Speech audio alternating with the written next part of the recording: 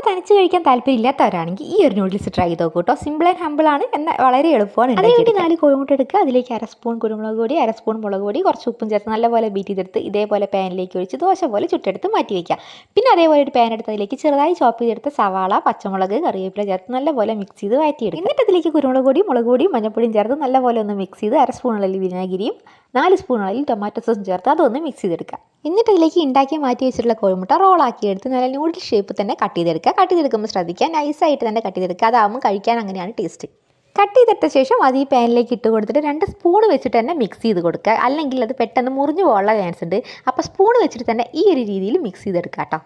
അപ്പോൾ മിക്സ് ചെയ്തെടുത്ത് കഴിഞ്ഞാൽ നമ്മുടെ നൂഡിൽസ് ഇവിടെ റെഡി ആയിട്ടുണ്ട്. പിന്നെ ഫൈനൽ ടച്ച് ആയിട്ട് കുറച്ച് മല്ലിയിലയും കൂടെ മുകളിൽ ഇങ്ങനെ വിതറി കൊടുക്കുക. പിന്നെ വിചാരിക്കുന്ന പോലെയല്ല, സംഭവം നല്ല കിടിലൻ ടേസ്റ്റ് ആയിട്ട്. ഇനി എൻ്റെ കുറച്ച് എക്സ്പ്രഷൻ ഞാൻ കാണിച്ചു തരാം. വാവ്, സൂപ്പർ. അപ്പോൾ എന്തായാലും നിങ്ങൾ ട്രൈ ചെയ്ത് നോക്കുക. ട്രൈ ചെയ്ത് നോക്കിയിട്ട് എൻ്റെ ഫീഡ്ബാക്ക് കമൻറ്റ് ചെയ്യുക.